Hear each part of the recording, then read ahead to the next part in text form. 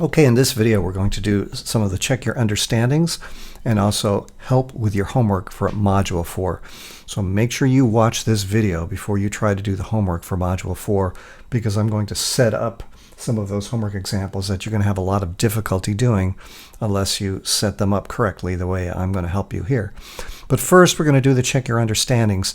Hopefully you've already tried these and you have some idea of what the answer is. That's always true about the check your understandings, but I'm going to go over them just to make sure that you're on the right track.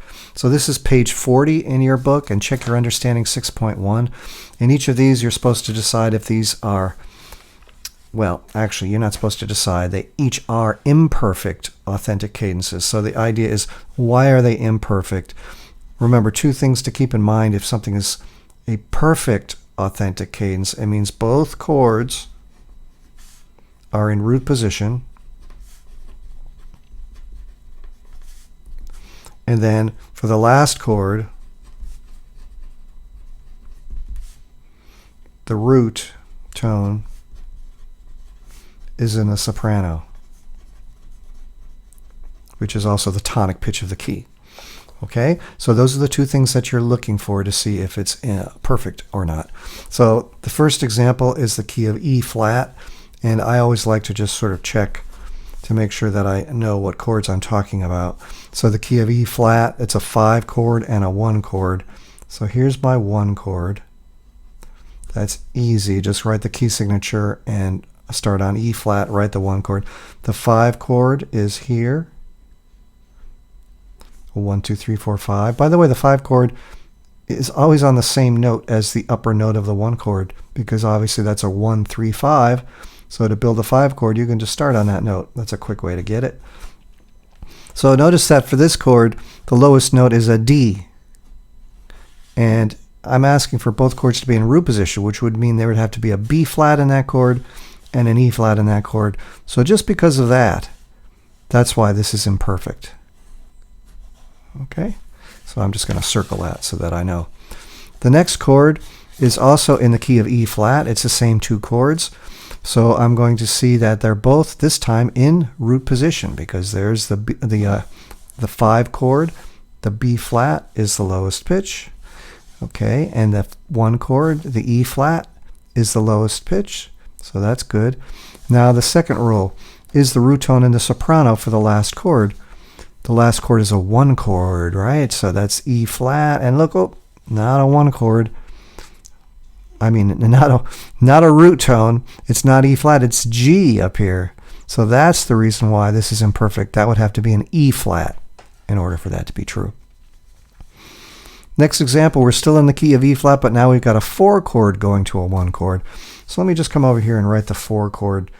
Here's the 5 chord. The 4 chord is 1 note lower.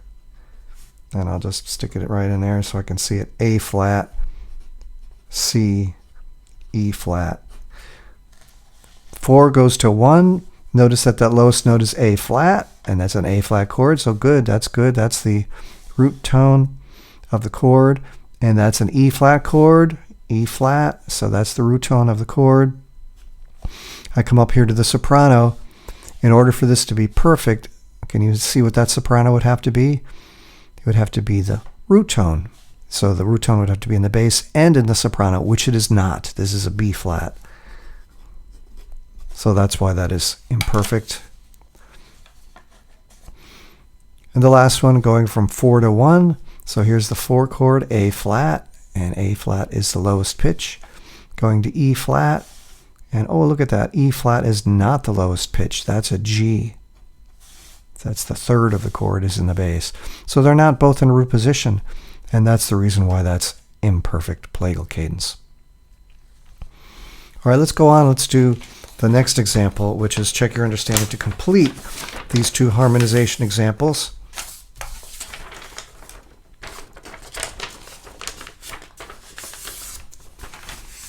And we're going to use the method for root tone motion in fifths. So the rule for root tone motion in fifths is keep a common tone.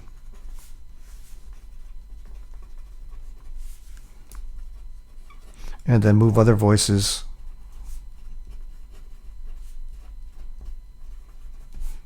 to the closest note. Okay, so that's really just two rules. Keep a common tone. Now, in order for me to figure this out, again, I'm in the key of E flat. That's convenient. We were just in the key of E flat. So on a piece of scrap paper, I'm going to take the two chords, E flat, and that's the 1 chord, and the 5 chord, just like I did before.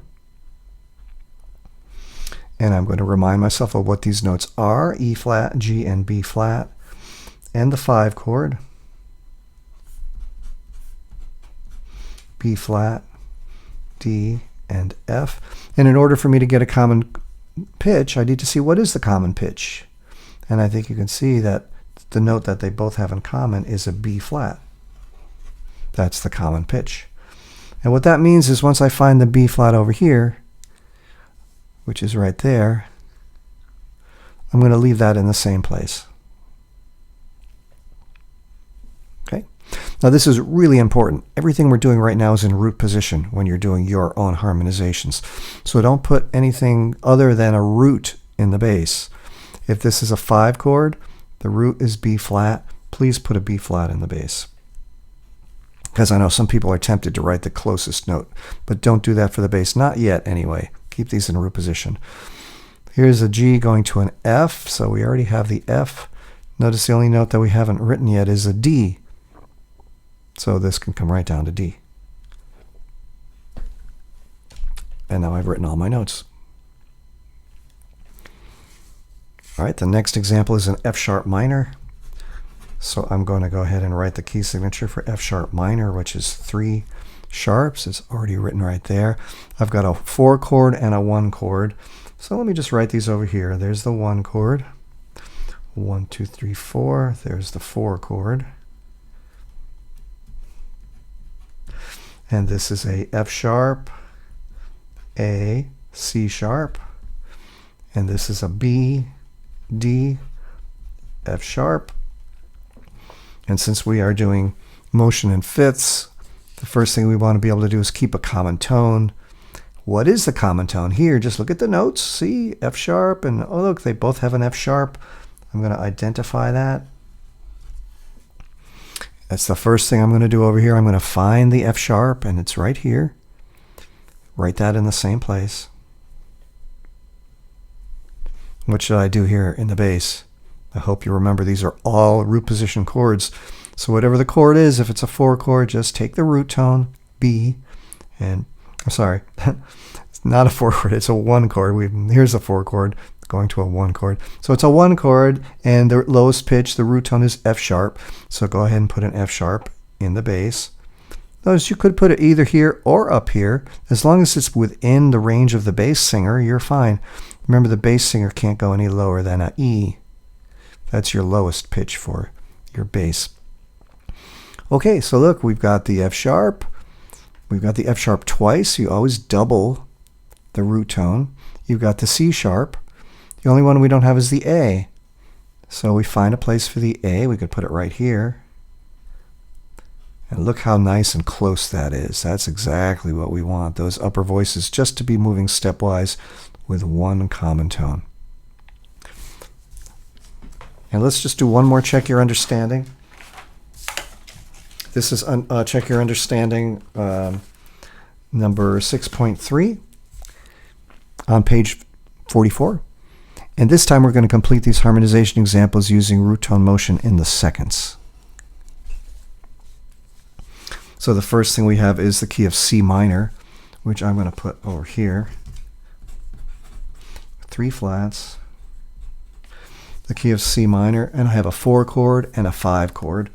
So let me just see. Here's my 1 chord. 1, 2, 3, 4. There's my 4 chord. And there's my 5 chord. Do you remember anything you have to do special with a 5 chord and a minor key? I hope you remember you're supposed to raise the third of that chord. Always raise the leading tone, which means raise the third in a 5 chord. So the rule for root tone motion in seconds is very simple. Move upper voices contrary to the bass. So I would suggest you do the bass first so that you can figure out what contrary to the bass means. You're going from a 4 chord, which is an F chord, to a 5 chord, which is a G chord. So let me go ahead and put the G in the bass here. And by the way, I want to definitely put this close. I wouldn't want to put the G down here.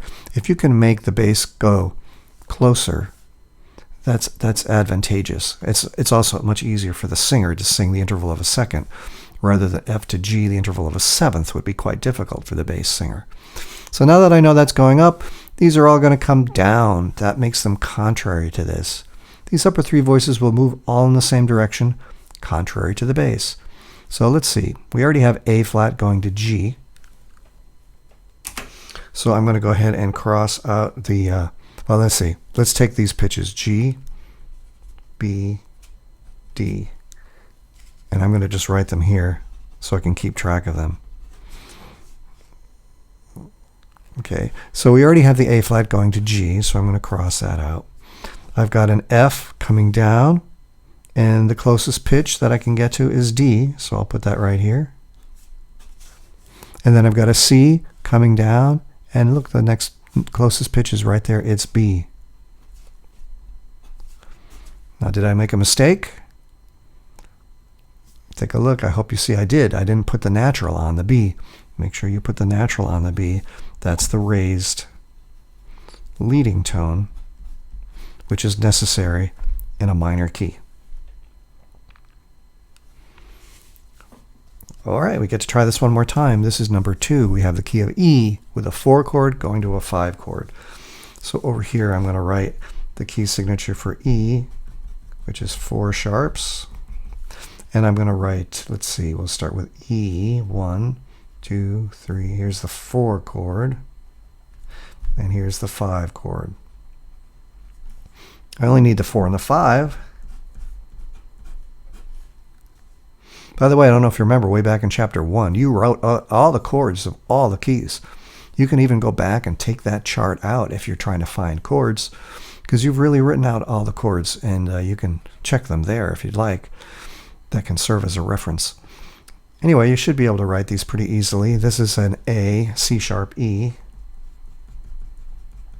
And this is a B, D sharp, F sharp. Notice when you move by the interval of the second, that is 4 going to 5, there are no common tones. That's why we need a different rule here.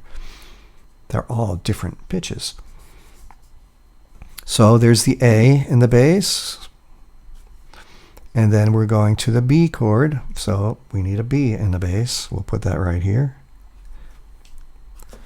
And just to keep track of it, B, D sharp, F sharp.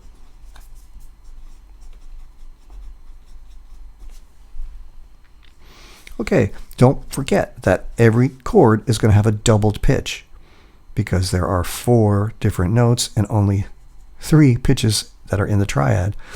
We already have 1 B. We're going to need another B too, right? So here's the E coming down to D sharp. So we've got that. We only need that once. Here's the A. Bring it down until you get to one of these. And you see right there, you get to the F sharp. And then you see the C sharp is going to come down. And up right there is the B. So there's your harmonization of the root tone of the second.